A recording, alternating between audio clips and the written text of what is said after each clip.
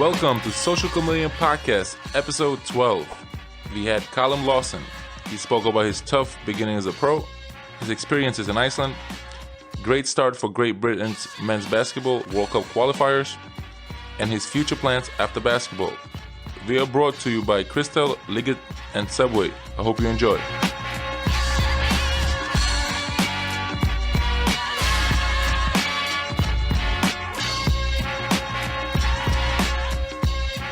Hello to all, and welcome back to Social Chameleon Podcast for episode 12. You're here with Dominykas Milka, my co-host David. How are you, David? I am fabulous. How are you? I saw on your story you had a little bit of a mishap this morning. I'm happy to be alive. You know, it was for the first time ever driving. I got into a car accident. I mean, then again, I wasn't technically driving because I wasn't moving at that point. So what happened was I was heading out in the morning to get some shots up, and I pulled up in one of the roundabouts, and it was really icy. It was just, you know, a little snowy Kef, and it's icy. And I pulled up, and 2 seconds later, I feel like a bump. I'm like, first thing, I'm like, wait, did I hit something? Did I miss the bump? They're like, what happened?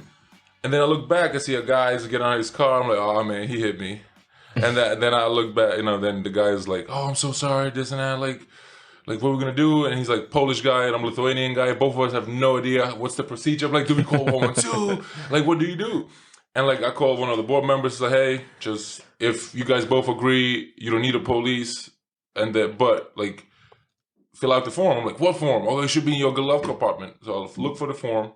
And it's all Icelandic. I'm like, okay, I have no idea what says anything. So I'm like, I told the guy, hey, can we just go to the police station? He goes, yeah, sure. He called his job, you know, and then we went to the police station. The officers were really helpful to help us figure out how to fill out the thing. And actually, he wrote on a comment on the bottom, goes, the guy who hit me goes, it was all my fault. Like, to the guy, oh, the guy's fault, not mine. No, he did it. Oh, yeah. Not me. Like, but so it was like a little mishap. Yeah. But 8 o'clock in the morning, Saturday morning, getting shots up. I mean, are you in beast mode or what you would beast call mode? it? I'm trying to make some layups and some shots. I got last game. I got one of the more important layups. Yeah. So now, you know, you just gotta, you know, we have a break. Of course, we have a break now. We don't have games, but that's when you kind of wanna hone your craft, kind of, you know, get in the gym, get some shots up. Okay, so we can go, you know, me and you can talk for a while, but I would like to introduce our guest. So our guest today is one of the hardest working guys on the court, on and off the court, and he's a deadly shooter, and he has deadly good smile. He has very nice smiles, I know. So this guy is Callum Lawson. How are you, Callum? Thank you for the introduction. I'm doing good. Happy to be here. I know we've been talking about it for a while, trying to get me on here. Yeah, so, I told you. Yeah. Since you announced it, I've been trying to get on here, so happy to be here. Of course, you know, you're one of the guys that I always enjoyed talking to, and being my teammate, you know, 2 years ago and competing against. It's fun to, you know, talk to guys that you like to talk to. Yeah, for sure. Going on the accident, have you had any car accidents before? Have you ever got into any traffic? No, luckily nothing like that. The only thing I can think of is, you know, thank God, just being on the road by myself. But the same thing with the ice. The ice will get you. That black ice, you know, not knowing about it. So luckily there was no other cars around, but I've definitely skidded once or twice on these roads. Yeah, especially in Iceland. It's kind of like, oh yeah, weather is nice, you know, you might leave. Oh wait, it's -2 and your car always beeps. My car beeps to I'm like, oh, it's +4, it's fine. Oh wait, no, never mind. It can get scary. David, have you got into anything like that? Yeah, I've not a car crash like Callum said, but I think I once drove over like the thing that parts the road. Oh, like the bump, speed bump. No. Like, oh, okay, never mind. I basically slid like 50 meters or something, and up on a curb or something. Luckily, no one there, and Speaking of that, last year I was speaking with You feel so powerless when you're into yeah, the ice. Yeah. Control it. You're like, wait, okay, how can I avoid if there's a person in front, or something, you try to go in the snowbank or something? I have a couple of stories with that too. When I was playing in Estonia, we drove this Citroen Berlingo, like old school car, and it was a stick shift, so nobody could drive except one American. So it was 4 of us. We had to share the car, so nobody, I don't know how to drive it. So, and it had really, really bad brakes, and I still had summer tires.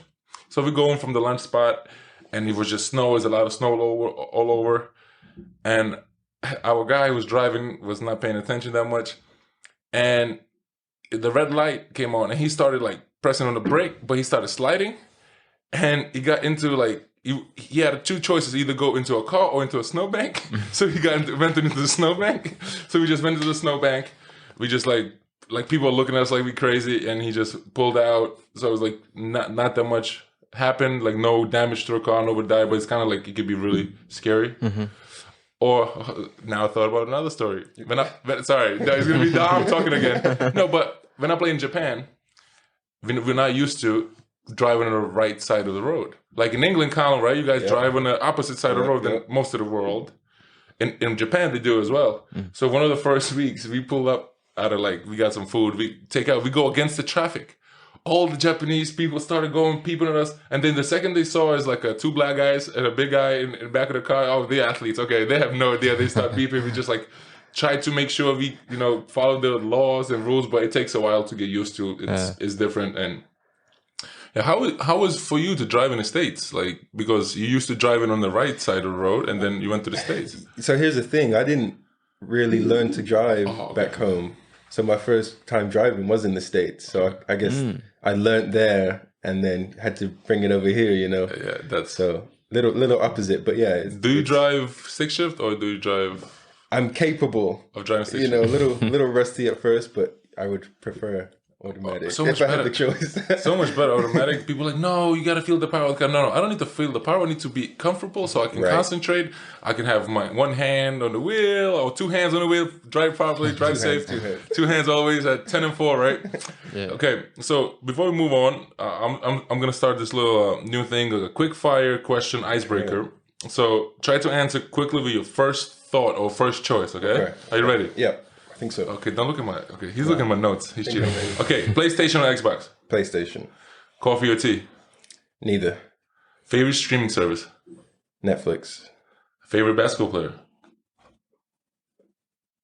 Giannis. Okay. Summer or winter? Summer. Which subject were you worst at school? Science. Best subject in school? PE is an easy one, so I'm not going to say that. English. Okay, but Queen's English, right? Because you guys learned right, that. Little different. Okay, cats or dogs? Dogs. Do you have any tattoos? I don't. No tattoos. Who's your favorite teammate in Iceland? Or who has been your favorite teammate in Iceland? It's a hard question. It is a hard question. That's not a quick fire question. Yeah. It's a quick. That's the idea. Quick fire. You got a first thought. One answer. One, yeah. Dean Williams. Oh wow. Okay, but also Dean doesn't count because you knew him before Iceland. Okay. Okay, let's get open it up a little bit. Hussey. Okay. Oh, of course he has to say Hussey. I love Hussey too because he passes the ball. You always love the guy who averages the most assists in the league, and hopefully he's on your team.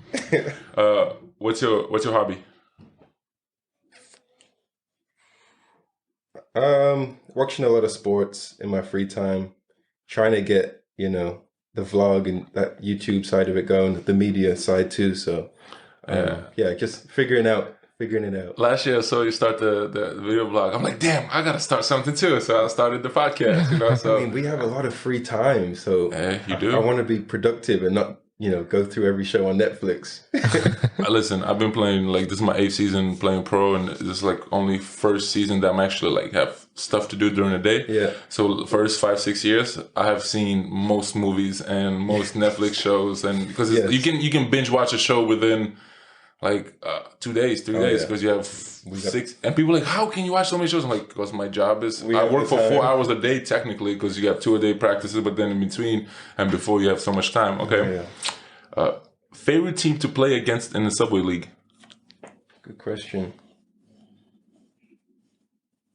Currently, it's Kef. Okay. Yeah, Keflavík. Yeah, because you got the little, you always like it. Do you like the fans? What is it about Kef? I think it's just competing every time. Of course, Kef was my first team in Iceland, which I'm sure we'll get to.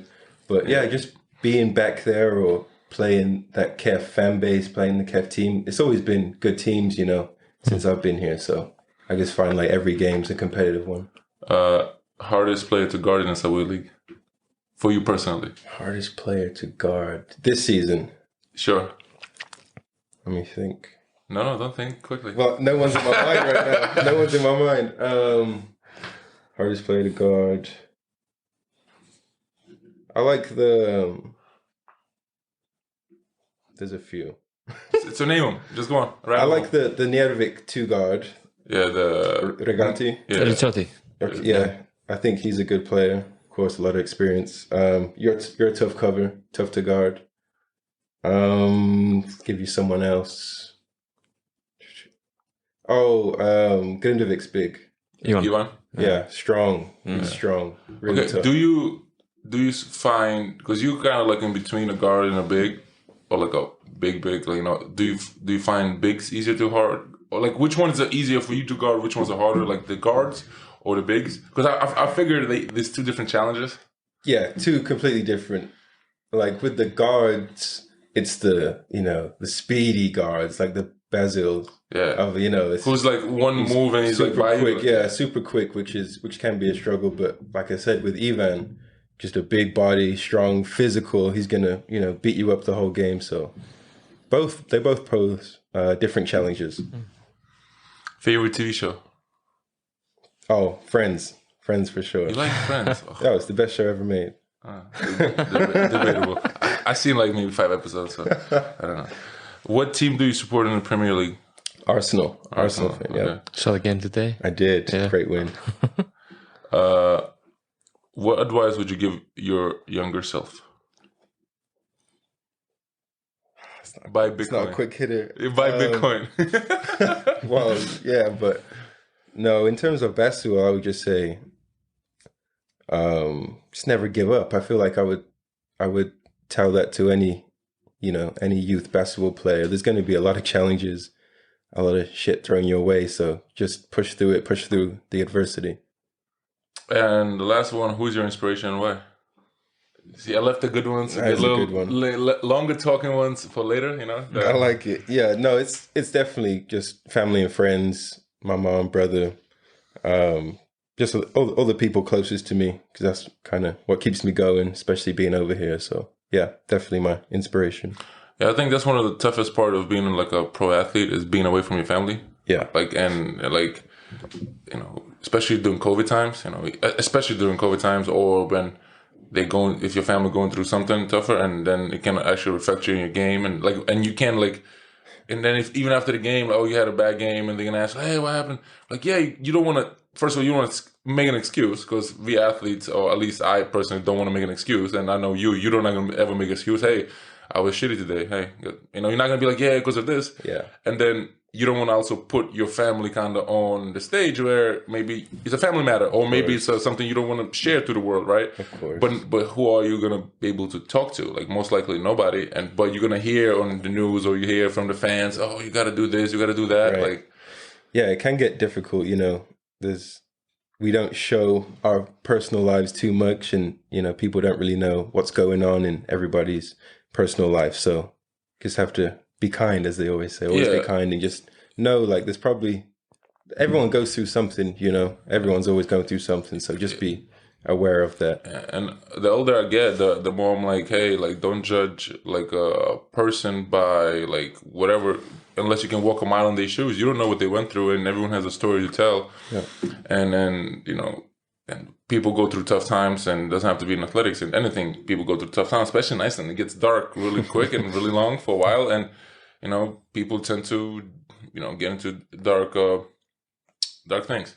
Okay, moving forward. Okay, yeah, we're getting dark already. Okay, let's keep this for the end of the podcast. Okay, so you grew up in England. How was growing up in England as a basketball player? Because it's such a predominantly like soccer or football. Oh yeah. And like even basketball isn't the main sport. You have rugby, I'm assuming, is big. Rugby, cricket's big. Cricket. Yeah. So growing up, I was a football player. You know, I didn't really play my first competitive season till I was 14. So yeah, I was, you know, just like any other youth kid. So you first you go to football, yeah, football.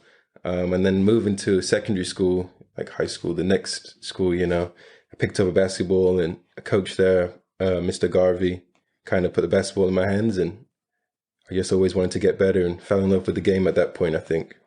Yeah, and it's so tough to make it in football in UK, right? Especially by 14, they know, okay, if you're not in when I played in Geneva, one of our board's members son was a scout for Arsenal or Liverpool, one of those. And actually that when I was there, they played there was a youth tournament, like U16 tournament, and Real Madrid team played, the other Atletico played, and a couple other teams, and we were talking, and his son was around, and I'm talking to his son, but they're like, yeah, but usually by 13, 14, we know if you are the it. Like, because usually they start recruiting at like 8, 9. Yeah. And they kind of can see now because the pyramid and everything. Yes, you're going to be some hits, some misses. But like by 14, 15, you're like, hey, a pro, okay, he's not going to make it. Do something else. Exactly. Try basketball, especially in England, you know, because England isn't like a basketball first. Were you any good at football? I like to think so, but, you know. Are you better than Dean Williams? Oh, What position you play? I was a midfielder, so I started. Maybe I got a little too tall for my position, you know. And of course, there was a lot of kids that were just naturally better, and you know would really work at that. So yeah, I made the switch to basketball. I think it was the right decision. Yeah. Do you think your experience in soccer helped you, like to move faster or get faster into basketball? I was just talking about this actually. I think the footwork is such a big part of basketball, and I think I learned a lot of footwork and all of that from football at an early age, and just being active, you know, being active as a kid and trying different sports. If you actually look at football and basketball, it's a very similar sport because you have like pass and cut, move in space, triangle, like move triangles. You can get inside screens. You need to work with teammates, communication. It's all, it's play with your feet and one is with the hands, and the court is smaller. But the idea of it's 2 goals and 1 ball. Right. Same in basketball, 2 goals and 1 ball. Find a way to score while using your team. Like, it's very similar concept, and it's a game, and you can transition, like move, like I said, moving in space, like basketball, cutting. In soccer, cutting, like when to cut and timing, because, you know, if you come too early, you know, you offsides, you can't score. Same in basketball. If you're too early, that's bad. If you're too late, that's also bad. You're not open. Mm-hmm. So I think playing, like, it's more similarities than most people could probably think, because obviously it's one is play inside, outside. Did you play any other sports like cricket? Have you ever played cricket? That's one game that I never played, and I only seen it played in like by Indian and Pakistanis in New York City. Yeah. And they go so crazy, and I'm like, I have no idea what's going on. It looks like baseball, but it's not baseball. Right. It's like a Commonwealth sport. Yeah. Right? Hugely popular though. Hugely popular. In all the countries that controlled by England at one point. All of those countries. Exactly. No, never really tried it. The only time would be like PE in school. You know, we did cricket, badminton, all the other sports. You know, it's hugely popular in the UK. Are you excited about UK beating Greece earlier this week? Like, you know, it was a FIBA World Qualifier. That's a kind of, in my opinion, that's a big step for English basketball. Yes, that was a huge win. Huge win. It shows, you know, we're moving in the right direction, and good things are happening over there. But England or the UK has been on the come up for the last 5 or 10 years, I'd say, right? Yeah, it's growing, and we have the right people part of the team now, right people coaching. So it's an exciting time for Great Britain basketball. I think it was like big on a come up when Luol Deng and Ben Gordon played. And then because those are such a big names, I would say both NBA All-Stars, I'm guessing, right? Like I think both have been All-Stars. Had John Amici as well earlier. Oh yeah, yeah. And then I think for like took it like a break a little bit, like because it's not like because when those two guys leave, then England's like, oh yeah, England, we'll play England. But I think now it's better to see like because England has a lot of athletes. You just gotta not force them, like put him in basketball, put more money. Hey, take 5% away from soccer, put it into basketball, and it'll be fine. Yeah, I think it'll be more opportunity, more kids. But okay, wait, I don't have to be a footballer. Yeah. Sounded English there. Exactly. Hey, I was just thinking of. Have you seen the show Ted Lasso? No. Oh, watch it. Great show. Okay. It's basically American football coach goes to England to take over a Premier League team. Okay. Hilarious show. That's good. Yeah, it's on Apple TV. But okay, moving. Okay. So what do you think England needs to do better? Like, you think it's just to find the money? Is it like coaching or the youth? I think it's a mixture of all those. Of course, funding is a big deal, and it's something that's needed in the UK more than ever right now. They just recently announced they're cutting the under-20 program for next summer. So that'll be the third straight summer without an under-20 program. Yeah. So yeah, funding is a big deal, and of course, just the skill development from a youth, and then throughout that's the critical years, Have you been following London Lions? They're actually doing really well in the FIBA Euro Cup. Yeah, I've watched a few of their games this season. Yeah, and actually one of the guys that played for Narvik is there. Majauskas. No, Majauskas. He's there. He played for Narvik. When you came the first year, he was there when Wayne Martin left. He came in after the season. The last year he went to Ukraine. Now he plays for that team, and that team has some names too, like some ex-NBA names. Yeah, they got a good thing going this season. Yeah, and I think that's a big part of, obviously, London is such a big city and have more funding, and they're able to now. I think that's what you need in order for countries to grow. You need international success. Yeah. Like if once you have that, you'll see more players, even local players, want to come back and play for the local club or local clubs too. Because I'm assuming England is a big country. They have a lot of teams, cities, and you could find budgets. Yes. But the issue is, once you sponsor a team, everyone wants to win right away. Hey, win. But it doesn't work. Like, you can't just throw money at the problem. And then we've seen in Premier League, there's some teams that throw money at the problem and it doesn't work out that well, right? Like, it takes time. It does take time. It took time for City to do it. Yeah. Even though they're the one to beat these years, but it took them a lot of years to build it up. I trust the process. There you go.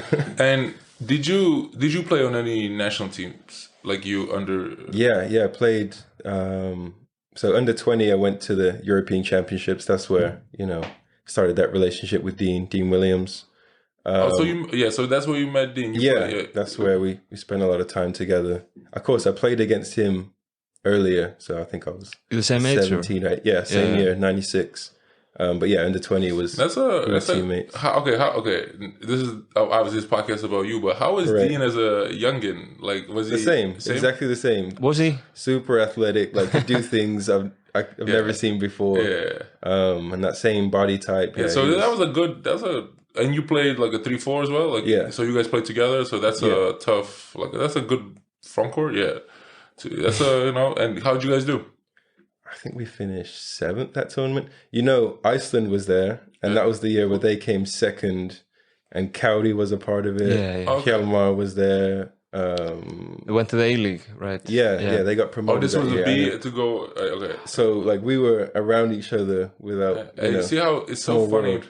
How small. Did you play them or sorry? No, we didn't play them, but we stayed in the same hotel. Yeah. So I remember I was supporting them when they played Greece. So that was your exposure to Iceland for the first time. It was. Hey, see how the life works in a circular way. Hey, you seen them? Now you 3 years in Iceland. It's a small world, and it's a small world and a small basketball community, even smaller community. And same thing. You start playing somewhere. Like now, I've been playing for a while, so now you look up. Oh yeah, I remember this guy. I play against him there. I play from KR, Darbo.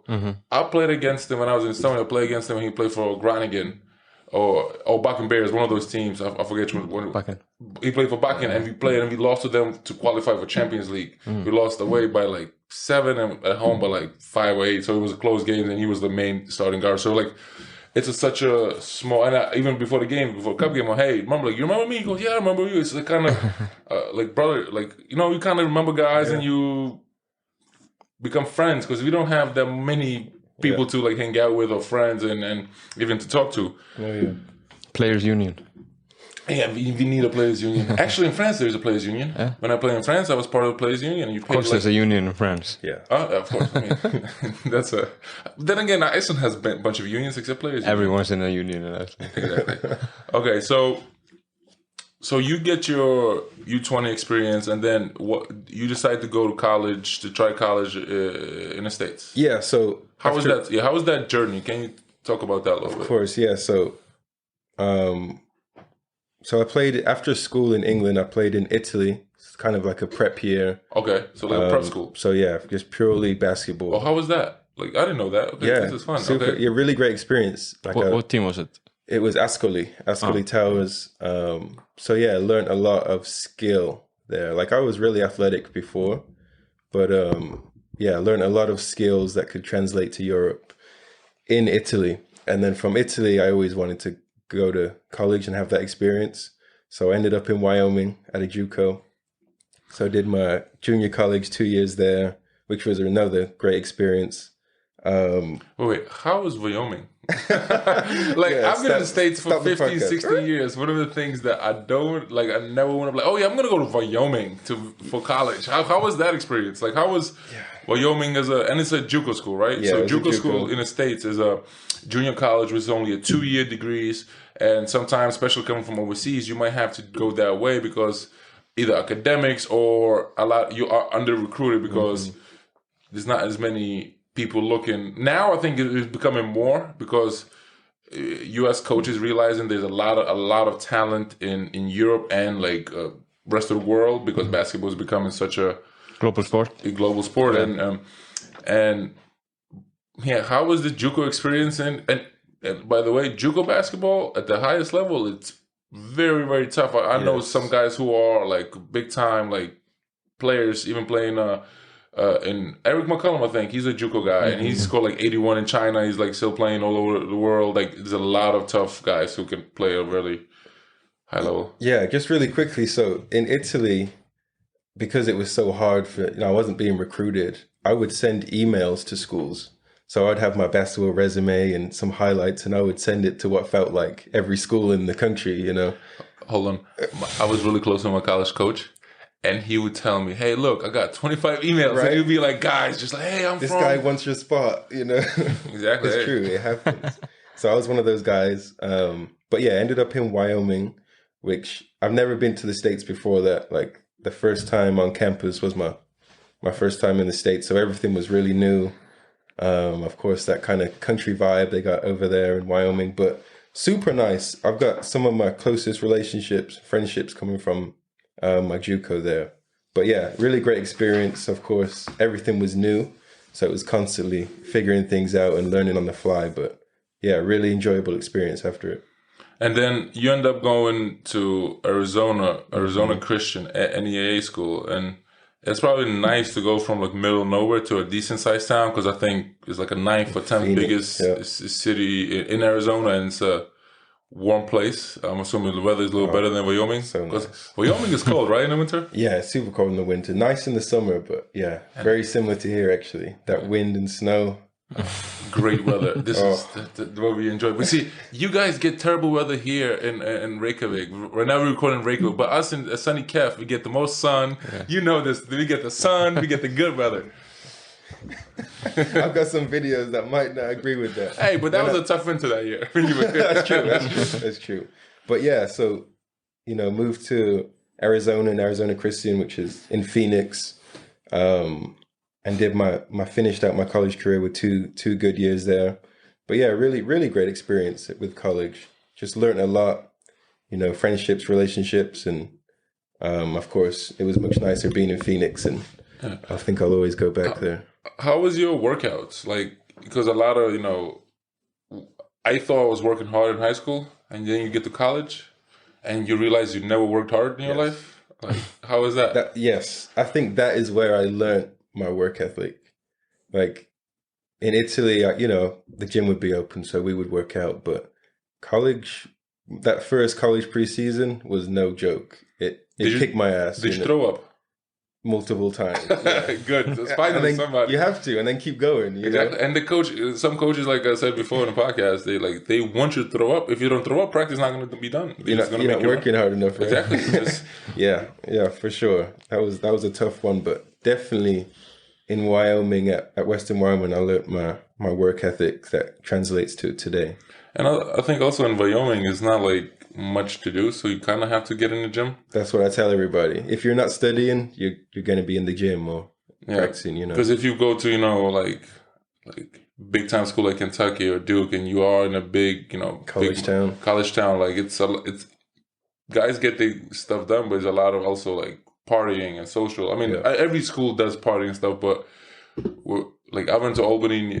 My school was in Albany, New York. There's a lot of snow there too, and it's like, you go out once in a while, but like usually it's not much to do. So either you in a classroom or study hall doing work, or you are in a gym trying to get better. Yeah. And it was funny when through the same thing for me. Like Colin said, I learned my work ethic, obviously from young age, but that kind of helped me to become who I am now. Is my college. And even after games, like I remember we would play Saturdays on like at 3:30. Game would be finished at 5:30. Cafeteria closes around 7:30. And I would go after the game and go get a lift in.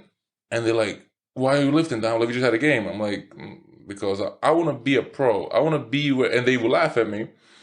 And then like, there's a reason why I'm being now 8 seasons in, and some guys who are maybe more talented than me didn't make it, because sometimes you have to do the stuff you don't want to do. Like I would go in and and in my school, there would be same gym for us was used for regular students.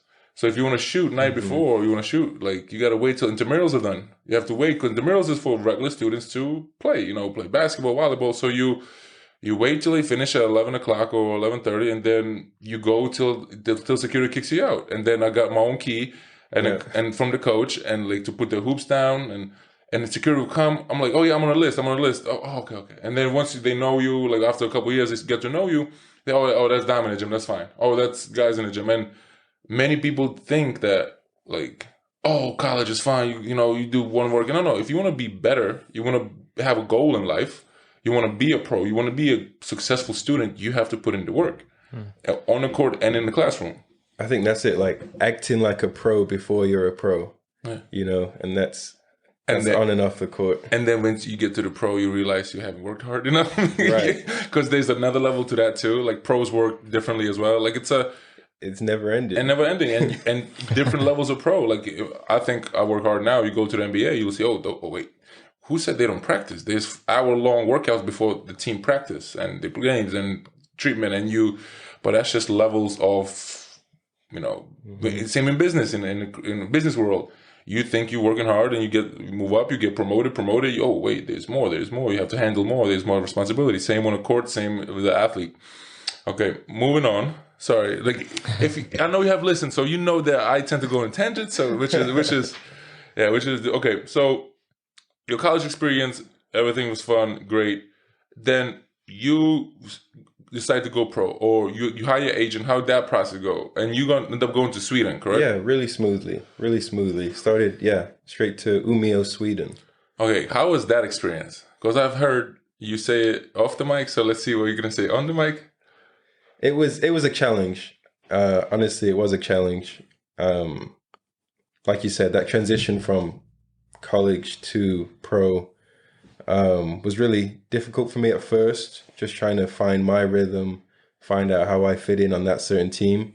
And then, of course, there was, some other things going on too that I didn't really enjoy and was making things a little difficult for me. So, right before Christmas, right before Christmas, the contract was terminated. But a team or you?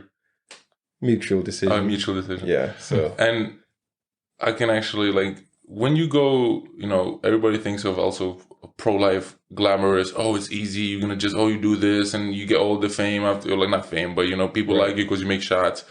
Like my rookie year, I went from starting and playing a lot into playing 8 minutes into not getting paid for 3 to 4 months at all. Yes, Callum is looking at me like I'm crazy. Yeah, this is in Lithuania, top league Lithuania. I didn't get paid, for. I finished the season without 4 months salary, so they owed me 4 months of salary. So you played through that. Then half of the team left. So at one point we had only 6 active players. So we had, and in Lithuanian league you have to dress 8 minimum. It doesn't matter if they don't play, but for warm-ups you have to dress 8. So then we dressing kind of like almost random, or like coach's son and stuff, just so we put him in things. So just so we have 8, so we don't get fines. Then half of the team while we're looking for players to come to the team who's struggling with money, who nobody wants to go. So you're actually looking for young guys who want a shot to the top league, and money is not the biggest thing for them. Then some people get sick, so now we have practice. We come in with practice, we have 6. I'm only 1 big and 4 guards, so we play some 3-on-3. And then I'm like, okay, you guys just keep going 2-on-2 or something. I'm going to go shoot because this is nothing. And throughout all of this, you have to stay positive. And like, winters in Lithuania is cold too, and I'm away from family. It's my first rookie year. Yeah. So like, and I wasn't considered an import because I'm Lithuanian, so they didn't give me a car because they're cheap. Which is all Lithuanian players have a car because they live there.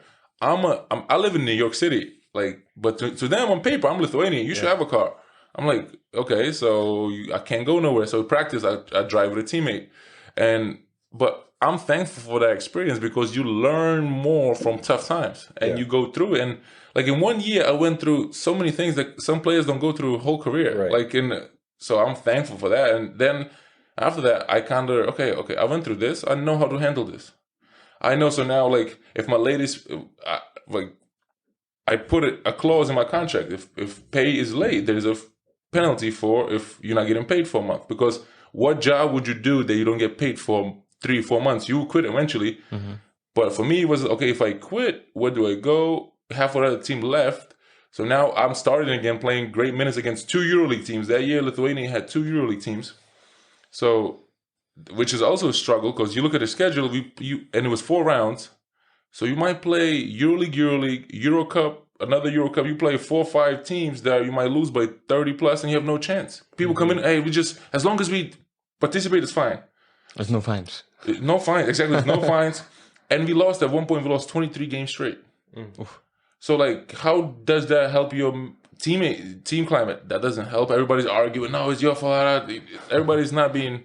So, like, you go through all of that. And the funniest thing is the biggest losing streak of that season wasn't us. It was a team that lost 25 games to start the season. They just moved up. They moved up like Vestry, like just say, and they lost. Actually, my hometown team, they lost 25 games straight to start the season. They didn't win the game till like January or something. Oh, man. And they end up going down, and we win the game, like to stay up in the league. The DG plays, we are the champions after we won like 5 games all season. And it's like, but that's how, like, that's the experience. And I'm thankful because that was my rookie year. Like, some people would, not die, but they put a lot on the line for experience to be a pro. And you just have to, But doesn't it make you so much more thankful for a good situation? Exactly. Like when you find a good situation, it really makes you appreciate it.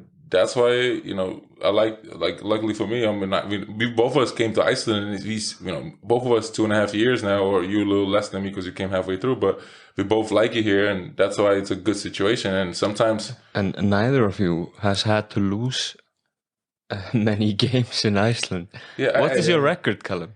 I don't know. I mean, I know what yours is, but wait, what's my record?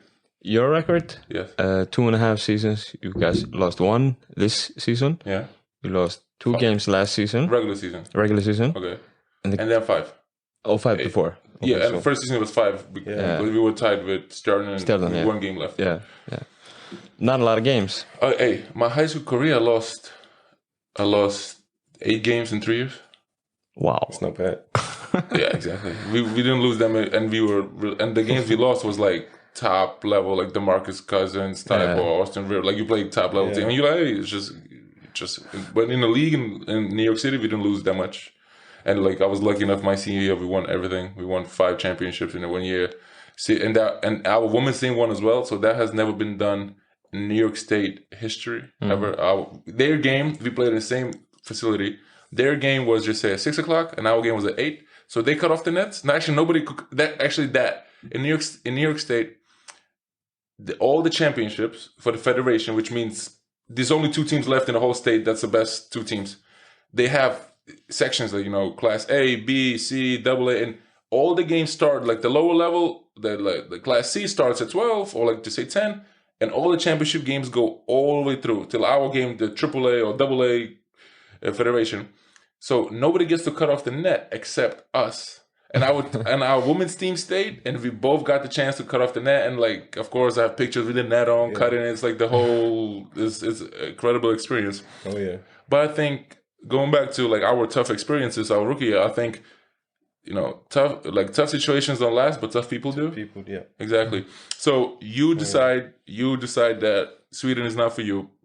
But by the way, how was Sweden as a country? Like really nice. And the Umeå as a city was a really nice city. I enjoyed being there. Yeah, but was that your first like a Nordic country experience too? Yeah, first time. Yeah, Sweden. Yeah, I enjoyed it though. Yeah, besides the basketball and other stuff. Besides some things going on and being unhappy, but yeah, it was a nice place to be. So you just, and then you get a chance to come and join us halfway through the season. January 2nd. Okay, wow, okay, you already January know. 2nd, I arrived in Keflavík. Yeah, I know Dean was happy because that's his boy coming. Right. Yeah, that was a lot of fun. Yeah, and we had a pretty successful stint until COVID messed everything up. Okay, so how do you think we would have done if the season wasn't stopped? Like, how do you think we would have won the playoffs? Yeah, I've thought about that. I mean, we definitely win some games, It's hard to say, we would have won a championship or we would have got to the finals, but I think we win. I think it would have been one of the top 2 or 3 teams as favorites to pick. Yes. As how playoffs go, they pick who's the top team. Did you guys pick and were you picking? Were you ever... David, have you ever guys spoken in a media point of view? Like, what would have been like? I'm biased. I know you're a Keflavík fan. Yes. Okay. So, but I thought Stjarnan and Keflavík were absolutely the 2 best teams. Because we were. The narrative before the playoffs, before COVID shut everything down, was that Keflavík are gonna do better in the playoffs than Stjarnan because it suits their style of play better. Play half court. You guys had a team for that. Yeah, and also we beat them at Stjarnan by 10, and we lost at home by 6 or 4 that year. It was a close game. Yeah. It was a closer game, and then we added Callum, which was a big piece for us. Who'd have been, it took Callum some time to join, like to fit in well with us, but which is normal. Which is nobody coming in halfway through the season. But, I'm going to be like averaging whatever. But he was finding his role, and I think it was going to be great for us throughout it. And I think it's especially hard. I think it's especially hard for a guy like a player like Callum coming into a team that already has so much of the usage spread out between who's 3 or 4 players. So how do I fit in if I'm maybe not the main guy on offense, but I'm kind of in a backup role there. Yeah. What's my position? Oh yeah, I think Callum's Chaval game was against Fjörnin, not the cup game. The league game. The league game. Callum had like 50 in like 35, the fourth quarter. Yeah. But he felt like 50 in the fourth quarter. You were just like making everything and be like, okay, this guy can play.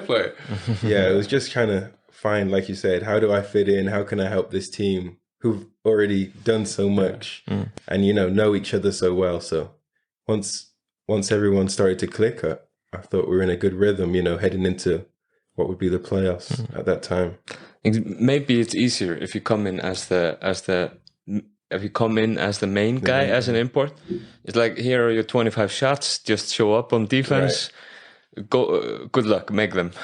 Yeah. So might be. It's like one thing you learn when you have more years in the game. You learn try to carve out your role on the team. Obviously, even if you come in later season, hey, you go to the coach, hey, what do you want me to do? You want me to do this? Fine. Okay, I'll do this. Because when you become older, I think, when you're young, you're like, oh yeah, I want to get 20 a game, shoot every shot. And when you get older, you're like, wait, I want to, I'd rather shoot 10 times less and win a championship. Right? How I was successful my personal season was last year. If I could cut it in half and win that series that Callum won, I would do it. Like, it's okay. What do I sign, kind of thing, Yeah. And so, but that's how I think older players kind of see the game now. When you're young, of course you want to do good and you want to do. I mean, even as older, you want to do good. You think you want to whatever.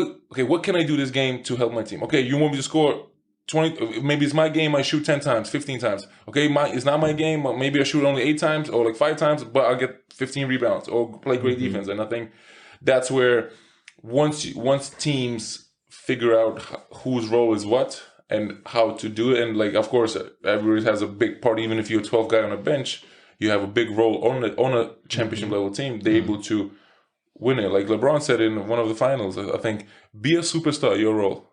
If your role is to rebound, play defense, be the best, like Dennis Rodman. Be the best at that. Dennis Rodman, one of the most impactful players in NBA history, without scoring there's games he won the game without scoring a single basket. Possibly the greatest basketball player of all time is Dennis Rodman. The greatest basketball character. But think about it. You can get guys that can score 25 and play defense. Many guys can do that. How many guys can play defense like he did and get 25 rebounds or 20? Yeah, and not shoot a ball once. There's a stat line. There's a 0 points, 0 attempts even.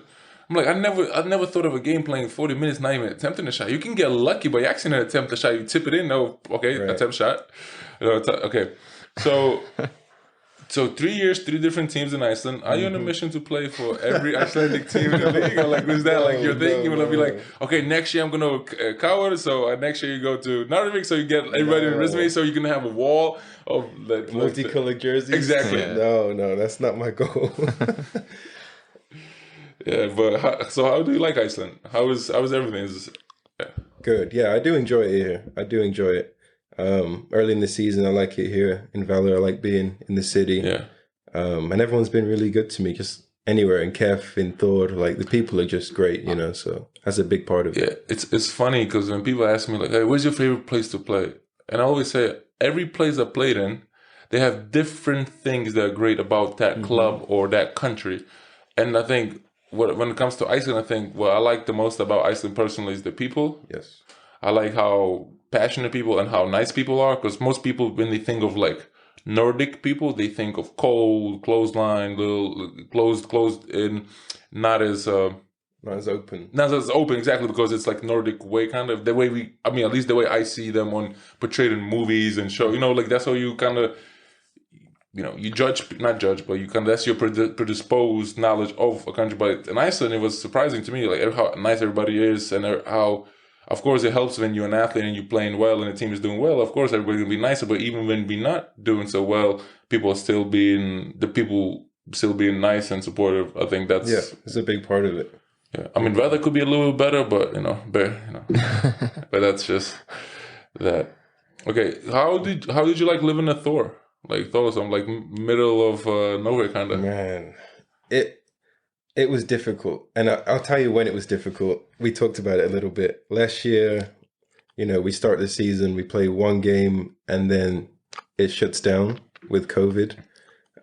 So there was a time where we were not able to even practice, couldn't work out.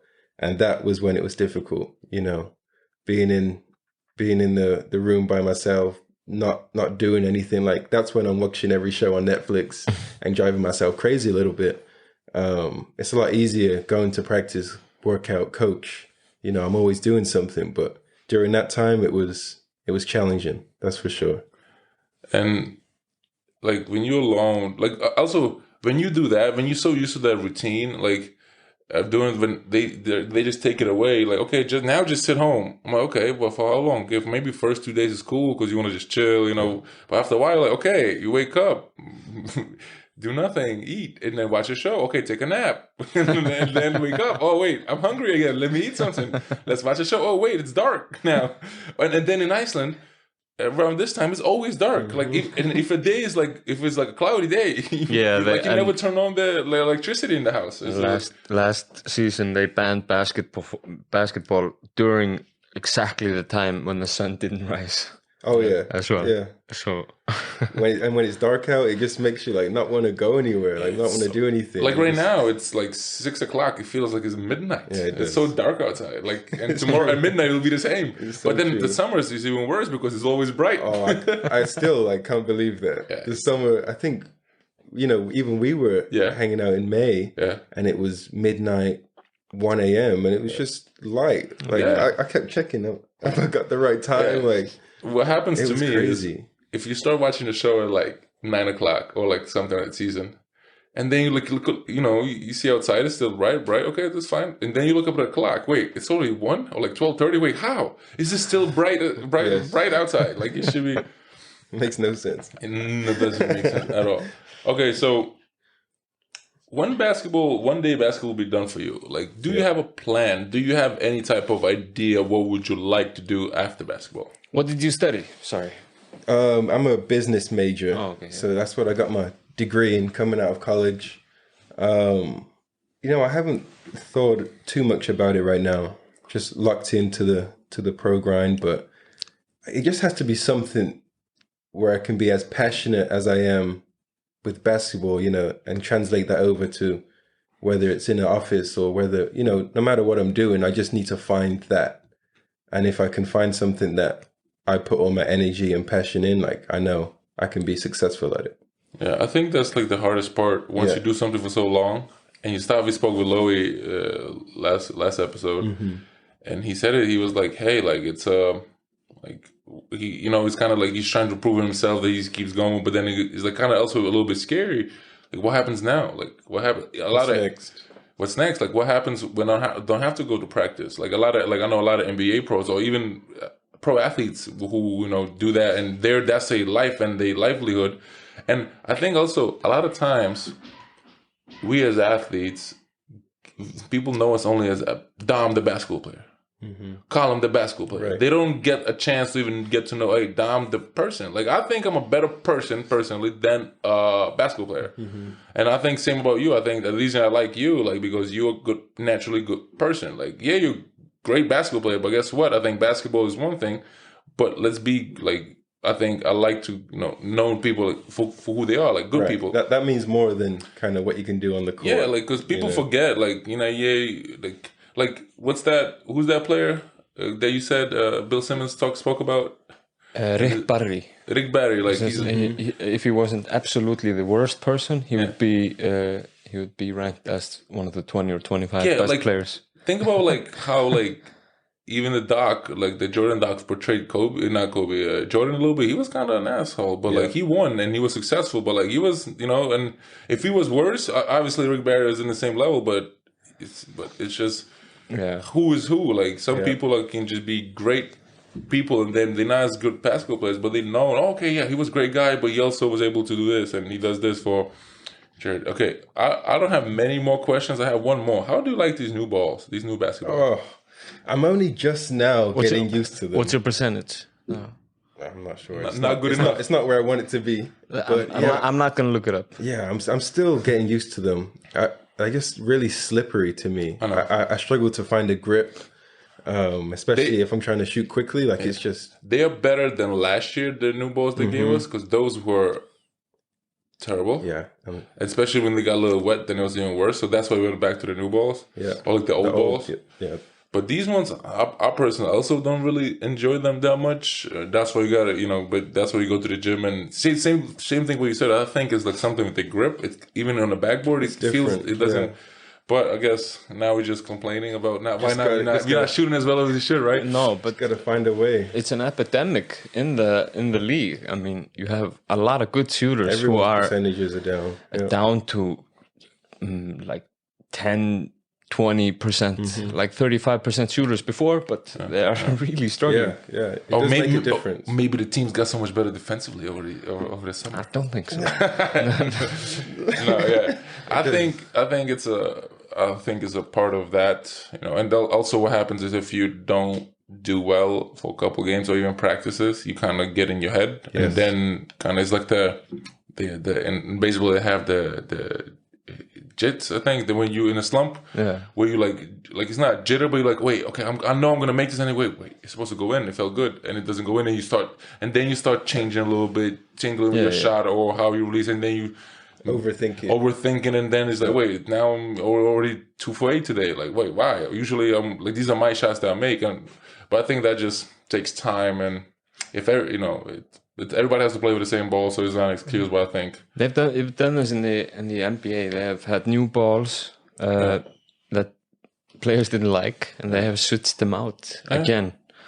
But don't think I'm not sure we're gonna do it. Of course not. No, it's fine. Probably gonna stay this time. Huh? No, it's FIBA. But like when I played in some teams, when we played like a European, like a tournament, we would switch balls every week, like twice a week. So you play local ball in the local league is one ball, and then you play on the FIBA Euro Cup. It's a different ball, different field. So now, and like all these teams, like EuroLeague or like teams that play in multiple tournaments, it's kind of new ball every week. You have 3 games a week. You might play with 2 different balls. One game one. I'm like, also it takes time to. And we had balls. Okay, we have 3 days before the game, we will switch out and we shoot only with the balls that we go play, and then we switch it back, and it's just back and forth. So it's kind of also annoying in a way, but that's just because every league wants to be on their own and have especially FIBA versus EuroLeague, the whole issue there. But we can spend another 2 hours just on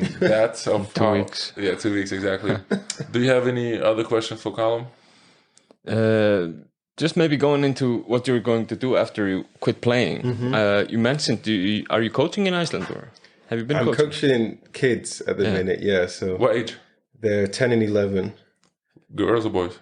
Boys. How do you like that?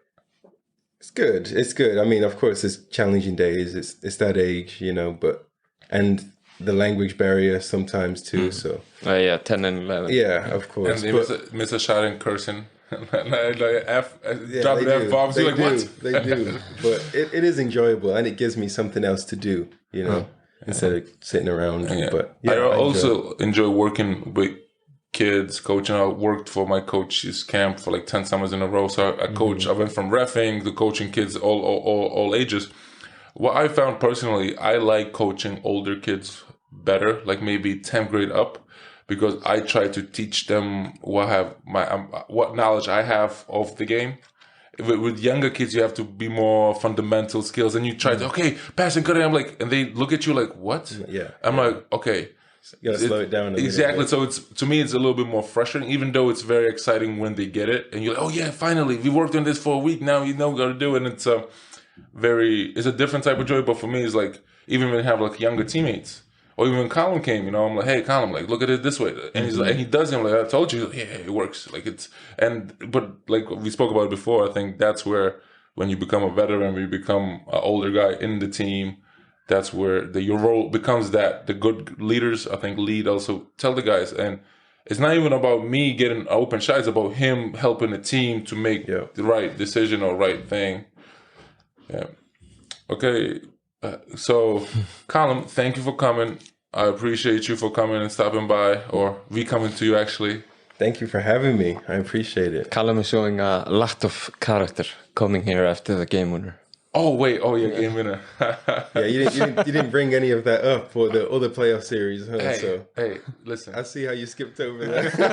You skipped over the finals. Okay. But see, I knew that if I bring up the game winner, he's gonna bring up the finals, because I get into his mind. It's a mind trick. I have it written down.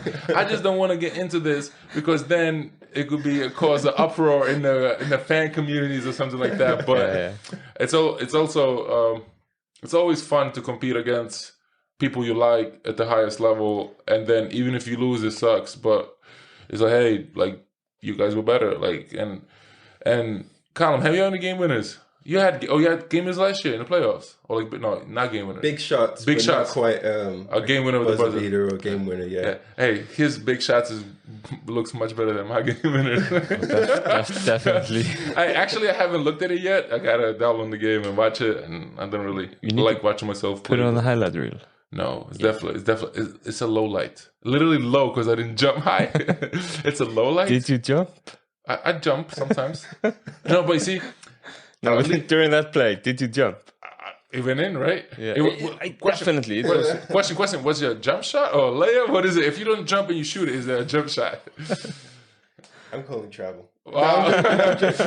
Wait, what's Callum in the picture? Was he on Callum? Where was Callum? I gotta rewind the tapes. Let's see what Callum was. Who missed the box out? What happened?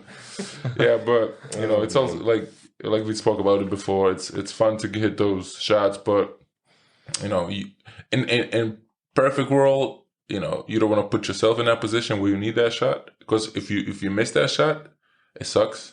And as a player, like I spoke about Khalil like 2 years ago when he was here, he misses a shot. Like it was a good shot, makeable shot, and then you as a player kind of blame yourself. Like because if we would have lost to Valur, because I had some bad plays right before, I missed a free throw to tie the game. Then I had the offensive rebound and turned it over on terrible pass to But anyways, so those, and then if I don't make that layup now, I think of those 2 plays for next 2 weeks because we don't have any games. Yeah. And now you're kind of like not judging, but you're being negative to yourself, which is also not the greatest thing. But that's what happens. And I rather, those games are fun for the fans, right? You get to do whatever, but you never want to be in that situation technically, because it can go the other way as well. Yeah, but it's all part of the game, right? Yeah, of course. But it is. But that's, everything is part of the game. Yeah. So yeah, thank you for listening. If you guys made it this far, I appreciate you guys. Please follow me on Instagram at Get Stronger Baby or Social Comedian Pod. Send in emails if you have any questions, or if you have anybody that you want me to invite to the pod and have a chat with them. Just send in how you feel. Every time I see some of you that listen, you always tell me how you feel. So don't wait till you see me. You can also just reach out and let me know how you feel. David, anything? Oh no, I'm good. Okay, see ya. Bye. Bye.